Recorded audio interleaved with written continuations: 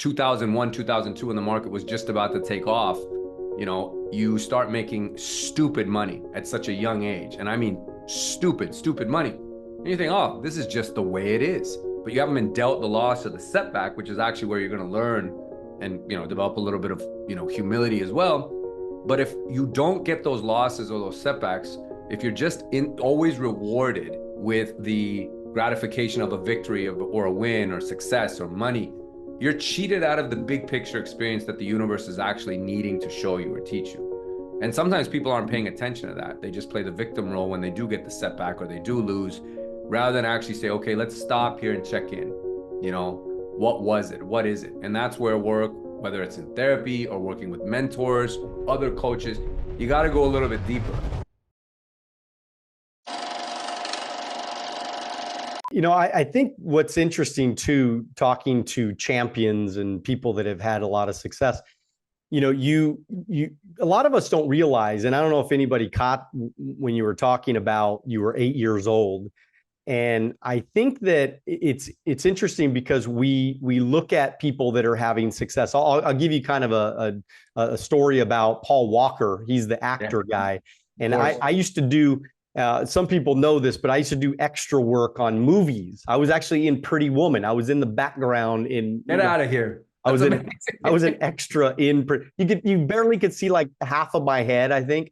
But I was in the movie, but I used to do all these different, like Charles in Charge and all these different little TV shows and commercials and stuff. And when I was on Charles in Charge one time, I saw Paul Walker, but he was only like 14 years old. I was 14 and he was 14.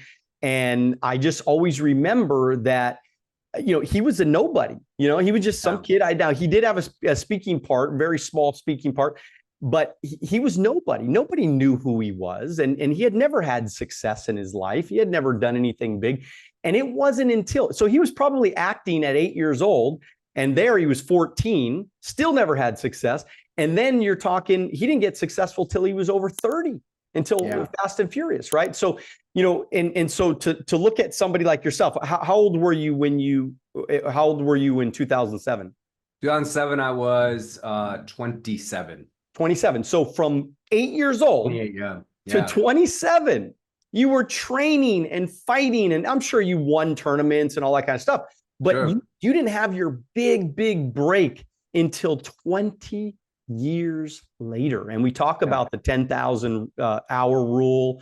And we talk about, how it takes time for people to win, and it takes time to have success. And even when you have success, you're not solidified for the rest of your life to have success forever, right? I mean, you're still going to go through ups and downs. You're still going to have failures, still going to have, trials and tribulations. And so for you to come back a couple of years later and say, look, all right, now you're over 30 at this point, and you're going, all right, now I got to get this thing done, and I'm going for it. And so tell me about Rome. So at the time, and maybe I've got my numbers wrong, because I was 36 in Rome. So that was 2014. So 7 years back would have been 28 or 29 when England happened. So that was 2007. So so Rome, and I appreciate you saying that, because look, I always say this, and I've even said this to the athletes I've coached, because I went on to coach for a number of years for Team USA. Sometimes when you win too early, it's a huge disservice, right? Or when we experience success too early, right? Like I came from the mortgage industry in 2001, 2002, when the market was just about to take off. You start making stupid money at such a young age. And I mean, stupid money. And you think, oh, this is just the way it is. But you haven't been dealt the loss of the setback, which is actually where you're going to learn and, develop a little bit of, humility as well. But if you don't get those losses or those setbacks, if you're just always rewarded with the gratification of a victory or a win or success or money, you're cheated out of the big picture experience that the universe is actually needing to show you or teach you. And sometimes people aren't paying attention to that. They just play the victim role when they do get the setback or they do lose, rather than actually say, okay, let's stop here and check in. What was it? What is it? And that's where work, whether it's in therapy or working with mentors or other coaches, you got to go a little bit deeper and not necessarily analyze why I didn't win. but what's the lesson here? Or what else could I do? How else could I grow? How else could I put more? Because we can always increase the output, right? Even though we said we're maxed out, we can always increase the output. So I think that's what you have. That's the absolute only way that I've ever chosen to accept setbacks, defeats, losses, lessons, hurdles, adversity, is that there's this big lesson here that I'm supposed to learn. And even if you don't have it in the moment, you still spend the time there, be patient with it, because it can't happen. Like you said, it was 20 years from my big moment, right? Even though I wasn't necessarily searching for it all along, but you'll have your moment when you're supposed to have your moment. You got to be patient. Success, whatever it is you're trying to do, it takes time. There's no such thing as instant stuff.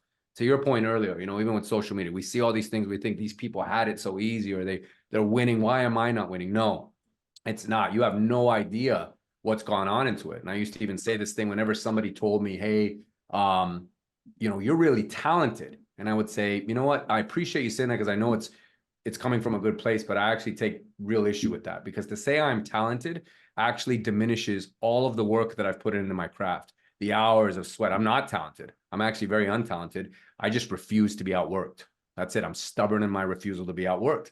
So that's the mindset and the approach. But the way Rome happened, I knew I had unfinished business. I knew in the back of my mind, and they hadn't established that Rome was going to be the location. And I say that because there's a special story behind this, which I'll quickly share with you, man.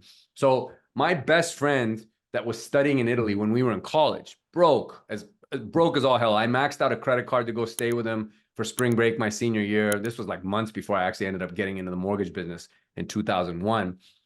And we toured all around, but we went to Rome. I mean, we were eating at McDonald's and sleeping on trains or in hostels, but it was the greatest trip of my life, man. Like, so broke, but just, we didn't have a care in the world, two college guys, whatever. And Gladiator was just a few years out, right? And everyone knows the movie. It's amazing, right? So when you're at the Coliseum, right, like you just take in all those vibes, like, wow, this is where you imagine so many battles and victories, losses, tragedy. I mean, it's such a huge milestone of history. But we sat outside, we were drinking Cokes. I'll never forget it, out of a bottle, which is the best Coke there is, right? It's the real Coke, made with real sugar in Europe. But we were sitting out there kind of outside after we'd done a tour inside, and we were just looking around like, one of these days, man, we're going to come back here.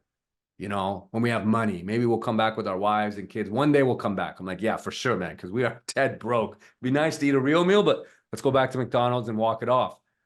And he ended up committing suicide a few years later. And, there's not a day that really goes by I haven't thought of him, because I was so young at that time. He was one of my closest friends. There's a group of 7 of us, and he was one of the 7.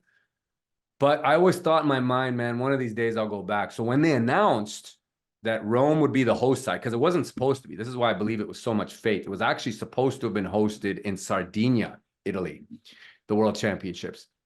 But they had to move it. There was a big issue, and they said, we're going to move it to Rome, easier city, international destination. I had this very, very strong calling, almost just like a lightning bolt through me.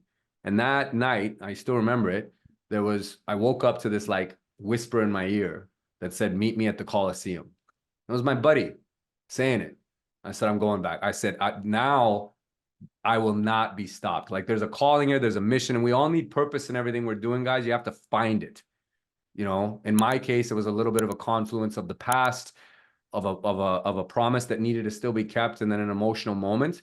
But I was like, okay, I'm not short of any fuel now or purpose. This is going to fucking happen. We're going to make this happen. So I gave everything. And when I mean everything, I literally left nothing in every day, whether it was mental training or it was mindset approach. So we made this promise that we'd go back to Rome, right? We were just sitting there, broke college students, and that we'd come back one day when we had money in our pocket and we were married and had our kids or whatever. But it never happened, because a few years later, he ended up committing suicide. He got himself into debt, was around the wrong people. And so it, weighed heavy on me, and, not too many days go by, I don't think about him. But, bringing it back to where I was at that time, the World Championships were not announced to be in Rome. They were actually meant to be in another city. And this is why I feel it was so much of fate that made this perfect ending, for an athlete or a human being get to happen. If you like this video and you want to watch another one, click right here.